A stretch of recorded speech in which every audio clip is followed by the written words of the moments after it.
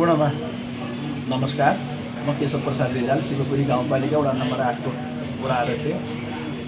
आज हामीले शिवपुरी गाउँपालिका वडा नम्बर 8 घर भई काठमाडौँमा बसोबास गर्नुहुने सम्पूर्ण सामाजिक सुरक्षा भत्ता लाभग्राहीहरूलाई चाहिँ गाउँसम्म जान दुःख नहोस्, ज्येष्ठ नागरिकलाई हामीले सजिलो गराउनुपर्छ।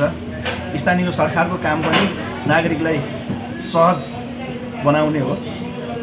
त्यही उद्देश्यले आज र भोलि काठमाडौँको यो ग्रिन सिटी हस्पिटलभन्दा अगाडिपट्टिको बर्गर हाउसमा हामीले ठाउँ मागेर 2 दिनको लागि यहाँ हामीले सुरक्षा भत्ता, सामाजिक सुरक्षा भत्ता लिनु गरिरहेका छौँ।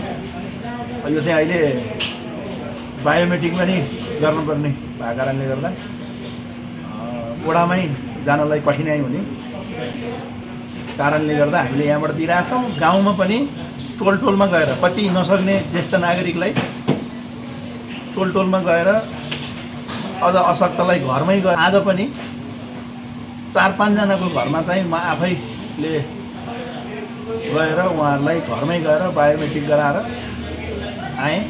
अब अहिले यहाँ बसिरहेका छु। आज र भोलि हाम्रा नागरिकलाई केही सजिलो होस् भन्ने उद्देश्यले हामी यहाँ बसिरहेका छौँ। हामीले फेसबुकमा सूचनै जारी गरेका थियौँ आज र भोलिलाई।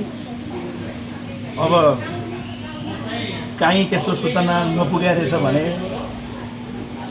तपाईहरू भोलि पनि आउन सक्नुहुन्छ। 10 बजेदेखि 4 बजेसम्म हाम्रा कर्मचारी साथीहरू यहीँ हुनुहुन्छ।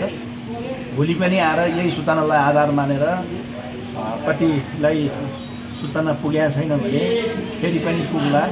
म यो मिडिया मार्फत मेरा वडाका शिवपुरी गाउँपालिका वडा नम्बर 8 का सामाजिक सुरक्षा भत्ता लाभग्राहीहरूमा हार्दिक अनुरोध गर्न चाहन्छु। बाबु प्रणाम बाबु।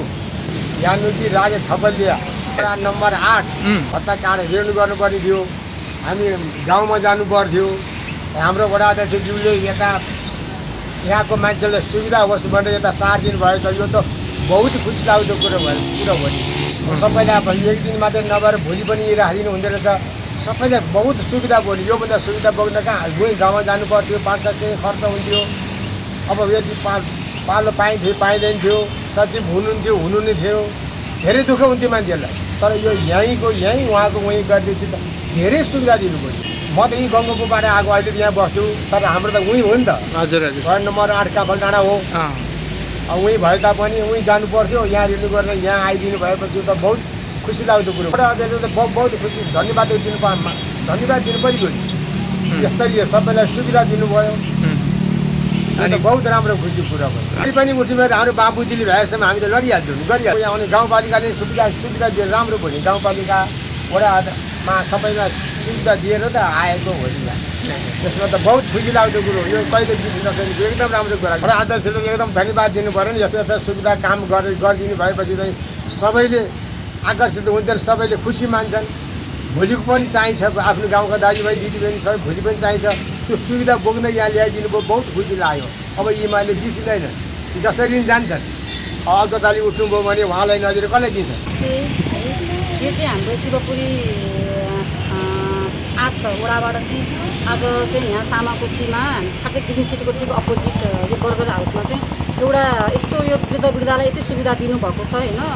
वहीँ धाएर जानु पर्थ्यो यो बर्खा मासमा, बाटो अवरुद्ध दुनियाँ होइन। भलबाढी यता बाटो बाढी पहिरो आइरहने आउँदै पनि त्यो बावजुद उहाँहरूले एक सुविधा दिनुभयो। यो सामाकोसीको यो बर्गर हाउसमै आएर यहीँ घरै सुविधा जस्तो भयो। यहीँ वरपरका बाआमाहरूलाई यहीँबाट धेरैजनाले सुविधा दिनुभयो। आज करिब लाग्छ मलाई 200-250 जनाले पनि यहाँबाट सुविधा दिनुभयो होला होइन। यसको लागि एकदमै धेरै धन्यवाद भन्न चाहन्छु। उहाँले जे काम गर्नुभएको छ एकदमै राम्रो एउटा सहनीयपूर्ण काम गर्नुभएको छ।